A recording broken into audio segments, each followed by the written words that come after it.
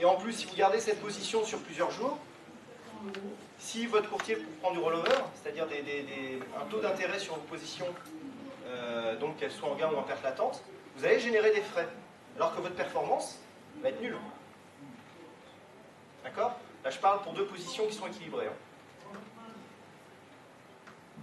Ça, c'est quelque chose que je constate souvent sur le site. Il y a un chat où beaucoup échangent sur leur stratégie. C'est quelque chose que je constate très souvent dans les approches qui sont utilisées, c'est que le hedging est souvent mal utilisé. D'accord? Pourtant, c'est une technique qui est très utilisée. Ça, c'est le pourcentage parmi les fonds, d'accord, en fonction de leur stratégie. Donc, on a ici toutes les stratégies qui peuvent être utilisées par des fonds. Et là, on a un gros camembert bleu ici. Quand on se reporte à ce qu'il veut dire, on a long short equity. C'est-à-dire que rien que là, on a 41% des fonds qui utilisent ce genre d'approche. Tout à l'heure, je vous ai demandé, est-ce que beaucoup d'entre vous utilisaient les long shorts? S'il y en a 10% qui ont levé la main, c'était le grand maximum. Vous avez vu au niveau des fonds, au niveau des professionnels, là, rien que là, 41%. On a un autre type de fonds qui utilise le même genre de stratégie, mais d'une manière beaucoup plus poussée. C'est l'equity market neutral. Marché neutre. C'est aussi du long short. Et là, ça correspond ici, ce camembert-là, on a 8%. Ce qui veut dire que, grosso modo, on a la moitié des fonds qui utilisent ce genre de stratégie. Et chez les particuliers, allez, si on en a 10%, c'est le maximum. À votre avis, si les professionnels utilisent ce genre de stratégie, pourquoi? Ils savent comment gérer. Ils savent comment gérer, mais surtout, qu'est-ce qui intéresse avant tout ces fonds-là? La sécurité, et surtout, c'est efficace. C'est efficace si on l'utilise correctement. Les fonds, leur métier, c'est pas de perdre de l'argent. Même si certains en perdent, ça peut arriver. On ne peut pas gagner d'argent en bourse sans prendre du risque. Donc si on prend du risque, forcément, on passe par des passages où on perd. C'est obligatoire. Les gens qui me demandent des fois des stratégies où on ne perd jamais, on ne fait pas ça à la maison. Moi, je ne connais pas. Alors si vous en connaissez, vous venez me voir, on en discutera si vous voulez, autour d'un café. Mais voilà, à partir du moment où on veut démultiplier sa performance, n'importe quel intermédiaire financier vous le dira, à partir du moment où vous voulez générer de la performance, il va falloir générer du risque.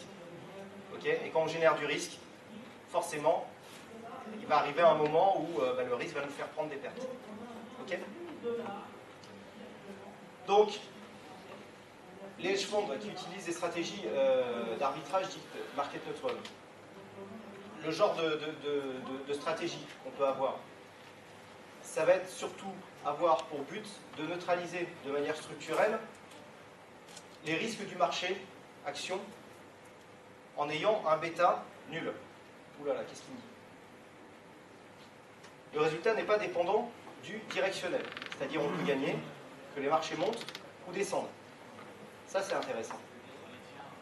On a des long shorts assez classiques. Par exemple, Renault-Peugeot. On a un écart de performance, j'y reviendrai tout à l'heure. On a un écart de performance. On a eu Peugeot qui a eu une belle descente, Renault qui se stabilisait. Pourtant, on a des entreprises qui sont dans le même secteur d'activité, des tailles comparables, d'accord, des politiques commerciales qui se rejoignent dans les grandes lignes. On cherche à s'ouvrir au marché émergent, on vise les voitures à basse consommation d'énergie, etc. Donc on ne peut pas dire qu'il y ait de gros écarts entre ces deux entreprises. Et pourtant, on a eu un gros écart de performance sur notamment cette dernière année où on a vu Peugeot qui est descendu très rapidement par rapport à Renault. Ce genre d'écart, avec une approche long short, on va profiter non pas d'une remontée de l'un ou de l'autre, d'accord, ou la continuité de la baisse de l'un ou de l'autre. Ce qu'on va faire, ce qu'on va essayer comment dire, de profiter, c'est du resserrement de la performance. On va partir du principe qu'il y a une corrélation naturelle qui existe entre ces deux actions. Et on se dit, s'il y en a un qui est trop descendu par rapport à l'autre, peut-être que si les problèmes, ça s'arrange un peu, on va avoir un resserrement de performance. Donc l'approche, en fait, à marché neutre, elle va être basée là-dessus. C'est-à-dire qu'on ne va pas être exposé d'une manière directionnelle, puisqu'on va vendre un actif et on va racheter l'autre. D'accord? C'est la grande différence. Et donc, là je vous demande, bon, il faut vraiment avoir une ouverture d'esprit pour comprendre le principe.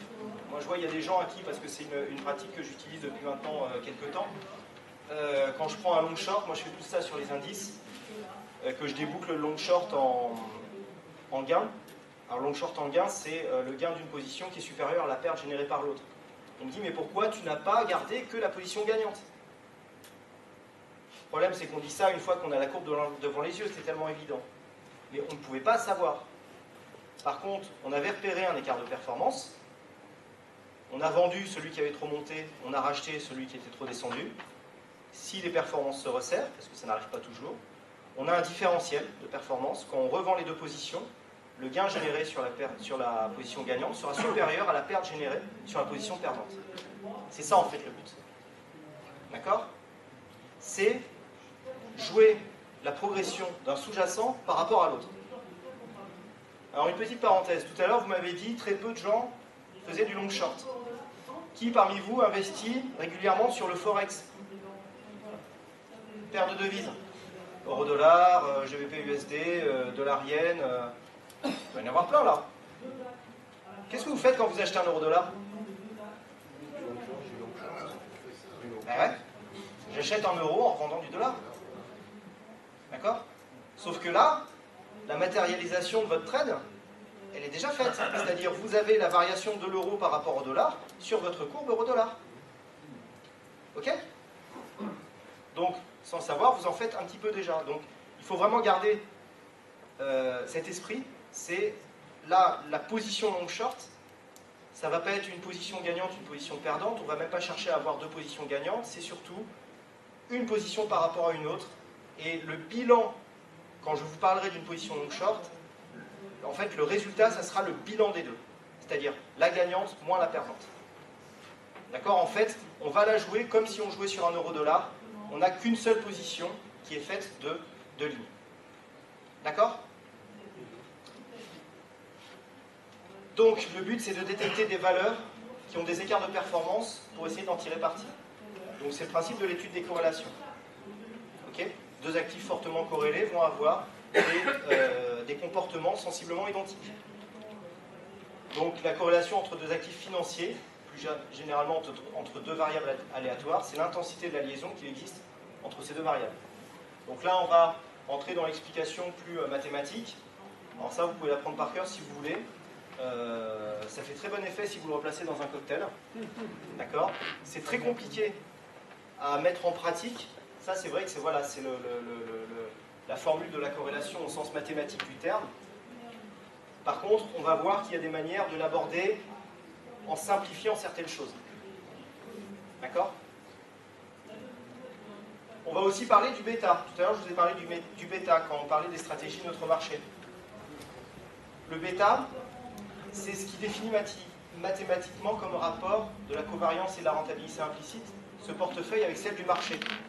Donc vous avez là aussi la formule. Le bêta, il est utile pour calculer son exposition directionnelle théorique. Alors, qu'est-ce que c'est que tout ça? Exemple, si le bêta d'un portefeuille est de 0,5, on fait un calcul du bêta sur une évolution antérieure. D'accord? Ça veut dire que son cours en moyenne a varié de 0,5 quand le marché variait de 1. Ça ressemble un peu à un levier. Vous voyez ce que je veux dire? Pour simplifier l'explication. Si j'ai un bêta de 0,5, mon actif va varier de 0,5 pour 1 par rapport au reste du marché. Le calcul du bêta, dans notre approche, elle va être utile pour essayer de s'affranchir du directionnel. Ce qu'on va chercher à avoir, c'est d'avoir un bêta nul. Si vous avez un bêta à 0,5, vous êtes encore sous le milieu directionnel. Puisque même si vous baissez moitié moins que le marché, vous allez baisser quand même.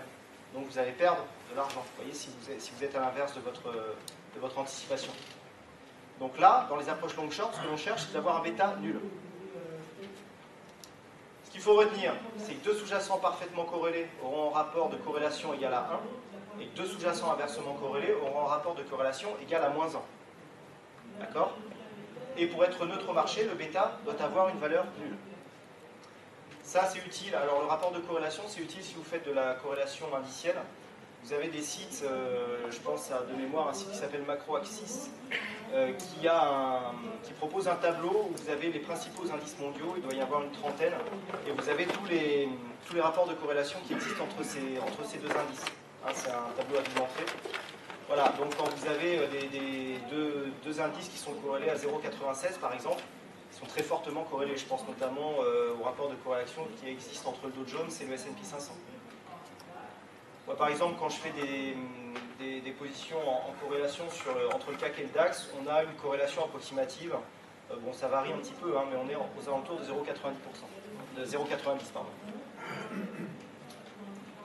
Donc, lorsqu'un écart de performance est constaté entre deux sous-jacents, maintenant qu'on a expliqué un petit peu, qu'on a posé la technique, il y a deux manières d'essayer d'en tirer parti. Soit on anticipe un resserrement de l'écart de performance, ce que je vous ai expliqué tout à l'heure pour Renault Peugeot, soit on joue la continuité. Le différentiel qu'il y a eu entre les marchés américains et les marchés européens il y a quelques mois, il y avait effectivement les marchés américains qui stagnaient et les marchés européens qui rattrapaient. Bon, il y avait des explications fondamentales, hein, je ne vais pas rentrer dans ce long discours, mais il y avait moyen de faire quelque chose, parce que il n'y a pas une corrélation très forte habituelle entre les marchés américains et les marchés français. Il y a des décorrélations de temps en temps, ça arrive assez souvent. En plus, il y a un effet monnaie qui peut venir amplifier le phénomène. Mais on peut avoir des décorrélations temporaires entre les deux marchés. Okay, même au sein de l'Europe, hein, si vous prenez par exemple l'IBEX et le DAX, l'IBEX c'est l'indice espagnol, il y a des fois où ça ne varie pas du tout de la même manière. Vous avez aussi des indices qui amplifient les mouvements par rapport à d'autres. Okay. Donc si les deux sous-jacents sont habituellement fortement corrélés, il conviendra d'anticiper un resserrement des performances. D'accord? C'est-à-dire, on a deux actifs qui sont fortement corrélés, il y a un écart qui se crée. Dans notre stratégie, on va mettre en place une approche qui va nous permettre de jouer le resserrement des performances. Ou alors on constate une décorrélation entre deux actifs qui ne sont pas habituellement corrélés, et dans ce cas-là, on va jouer la continuité. Parce que cette décorrélation peut durer plusieurs jours, plusieurs semaines, voire plusieurs mois dans certains cas. Okay? C'est le principe de la couverture avec des actions qui surperforment l'indice. On va y venir. Donc, une question, est-ce que vous avez une base commune pour voir qui sont indépendantes des deux valeurs pour voir les corrélations des corrélations? Comment vous le mesurez? C'est par paire ou est-ce que vous avez un point de référence? En fait, vous avez deux points de référence. Quand vous faites une étude de corrélation entre un actif par rapport à l'autre, arbitrairement, bon, c'est vrai que si vous faites une étude de corrélation entre une action et un indice, vous allez prendre l'indice comme base de référence parce que l'indice est constitué comme une référence, et en fait, c'est le résultat qui va compter. Là, c'est une variation relative, si j'ose dire. C'est-à-dire qu'en fait, vous allez étudier le mouvement d'un actif par rapport à l'autre, un peu comme ce qu'on fait sur l'euro-dollar. Okay? Donc en fait, la référence, on ne va pas prendre un actif, un deuxième actif et un troisième actif de référence. Directement, on passe la comparaison d'un actif par rapport à l'autre. Donc, je veux dire, quand on prend Renault Peugeot, à partir du moment où on va faire la comparaison, on aura l'inverse si on prend Peugeot en référence ou Renault en référence. Vous voyez ce que je veux dire?